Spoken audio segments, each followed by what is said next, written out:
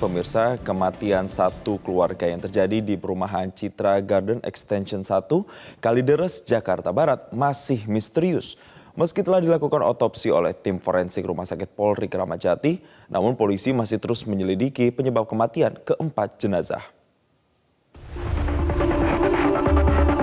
Tim forensik gabungan yang terdiri dari Pudokes Polri dan ahli forensik Universitas Indonesia bersama Dirkrimum Polda Metro Jaya, Kombes Pol Hengki Haryadi mendatangi ruang jenazah RS Polri untuk melakukan pemeriksaan dan pendalaman ulang terhadap keempat jenazah tersebut Rabu siang. Di Treskrimum Polda Metro Jaya juga menggandeng tim ahli dari Universitas Indonesia, RSCM, dan Kedokteran Forensik Polri untuk memeriksa ulang 4 jenazah yang ditemukan tewas di Kalideres, Jakarta Barat. Selain itu, penyidik di Treskrimum dibantu dengan tim ahli juga telah meneliti temuan buku dan tumpukan sampah seperti bungkus makanan.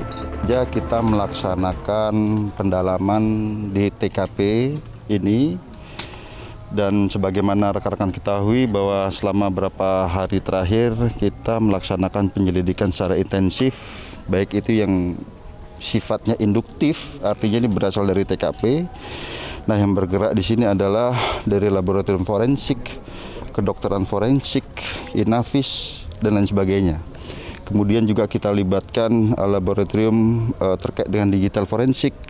Ya, dan ternyata ini kita memperoleh beberapa kemajuan ataupun titik terang daripada penyelidikan ini. Salah satunya adalah misalnya terkait dengan motif.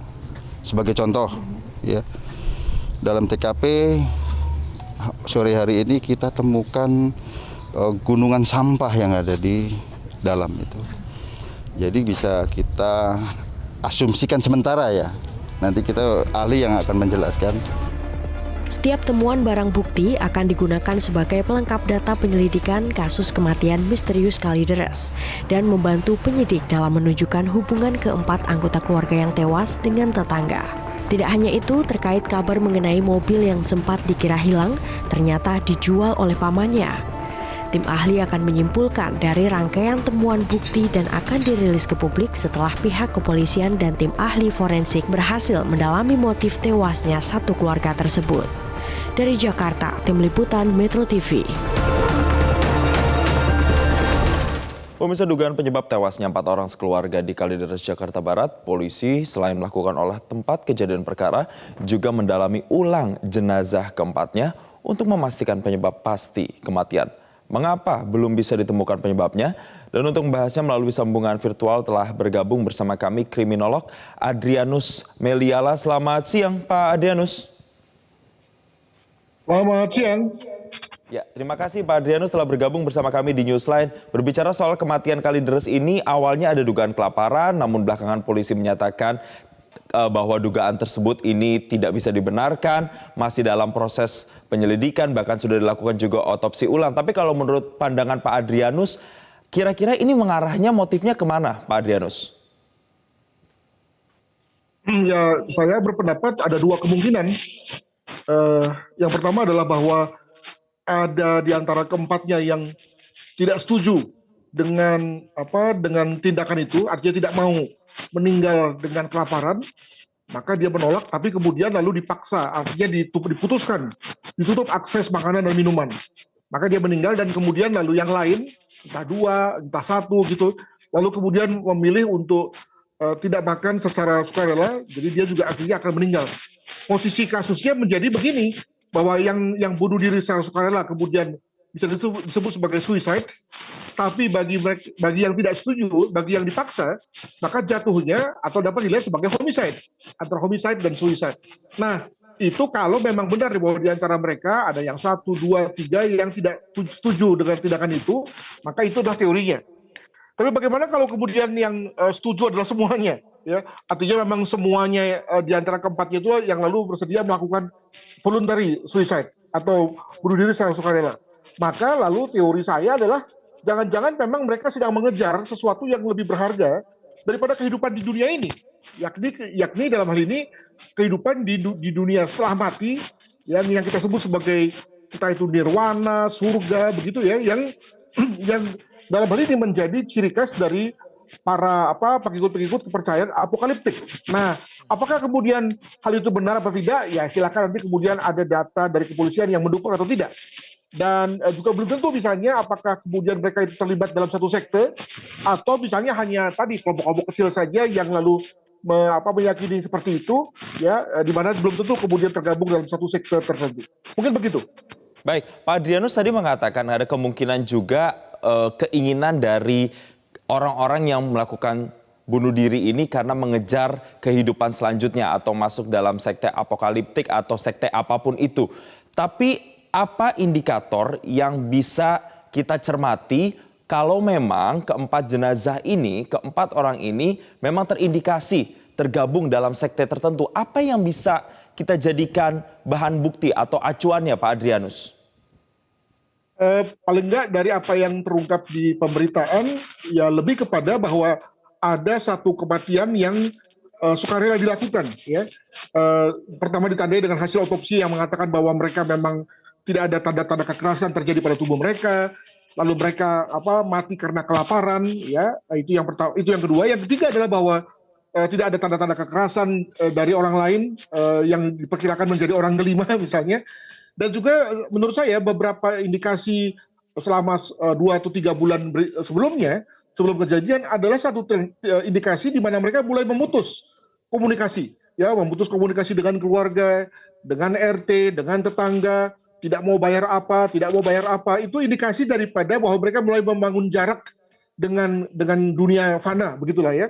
Nah, demikian juga misalnya kehadiran benda-benda yang sebagai contoh misalnya kapur ya di TKP begitu ya. Itu juga dapat diperkirakan sebagai satu bentuk ritus ya untuk mengantar mereka dalam tanda kutip berangkat itu gitu ya. Nah, atas dasar itu maka saya menyimpulkan bahwa memang mereka melakukan satu voluntary suicide ya yang tentu dalam hal ini dikaitkan dengan satu tujuan yang lebih mulia menurut mereka ya, yakni kehidupan setelah mati yang diperkirakan itu lebih menyaman ya, lebih berharga daripada di dunia ini. Begitu. Baik, Pak Adrianus, ada memang bukti atau hasil otopsi yang ditemukan mulai dari kapur barus yang tadi sudah Pak Adrianus sempat singgung, dan juga ada buku-buku ajaran agama yang ditemukan. Apakah ini juga bisa menambah faktor-faktor indikator untuk kemudian keempat jenazah ini motifnya mengarah ke arah tergabung dalam sekte tertentu, Pak Adrianus? Harapan saya sih begitu ya. Dengan misalnya dikonsumsinya misalnya buku-buku tentang kehidupan setelah mati ya, tentang hari kiamat telah datang gitu ya, maka lalu kita akan semakin kuat dengan anggapan itu. Tapi kelihatannya polisi juga menganggap bahwa itu tidak kuat ya. Jadi kalau lihat dari perbincangan di media dan seterusnya, itu kelihatannya polisi juga tidak menemukan indikasi terlalu kuat terkait dengan buku-buku itu dan dugaan bahwa mereka mati dengan satu tujuan untuk mendapatkan satu revelation ya di dalam konteks hari kiamat itu gitu.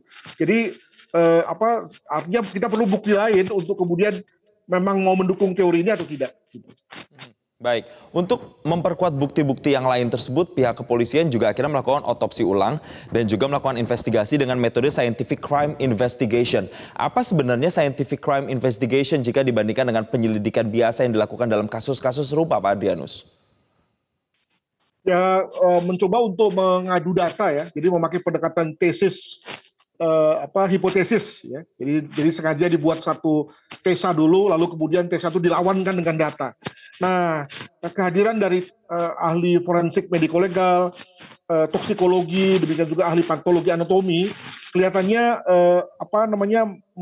memperlihatkan bahwa polisi memang lebih mengarah pada, atau paling nggak pada titik ini mengarah pada ada nggak kemungkinan adanya racun ya pada tubuh korban yang mungkin nggak terlihat pada waktu otopsi pertama. Demikian juga jangan-jangan nanti ada virus ya yang ada pada tubuh korban sehingga kemudian lalu berkembang biak dan sekali lagi tak terdeteksi pada otopsi pertama. Moga-moga itu yang kelihatan sehingga kemudian lalu gugurlah teori hari kiamat ini ya. Artinya tidak keberatan bagi saya, apalagi untuk jika memang ada satu bukti untuk kemudian lalu teori hari kiamat ini kemudian tidak berlaku. Pak Adrianus, untuk bisa membuka secara terang benderang apa yang menjadi motif kematian dari 4 jenazah di Kalideres ini kira-kira butuh penyelidikan yang seperti apa dan siapa saja pihak-pihak yang harus dilibatkan untuk bisa mengungkap kasus ini? Saya kira yang masih bisa dieksplorasi adalah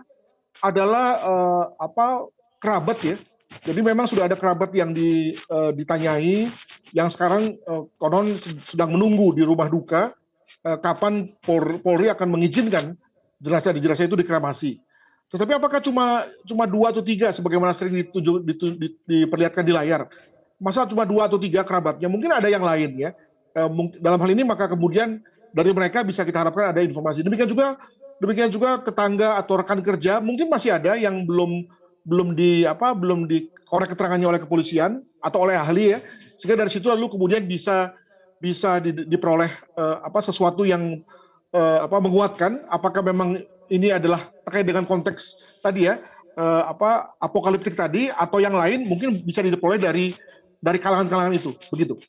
Baik, tentu kita masih menunggu, publik masih menunggu bukti-bukti yang lebih valid untuk bisa membuktikan apa sebenarnya motif yang dilakukan dari kematian yang ada di Kalideres ini. Terima kasih kriminolog Adrianus Meliala telah meluangkan waktunya dan berbagi bersama kami di Newsline dan selamat kembali melanjutkan aktivitas.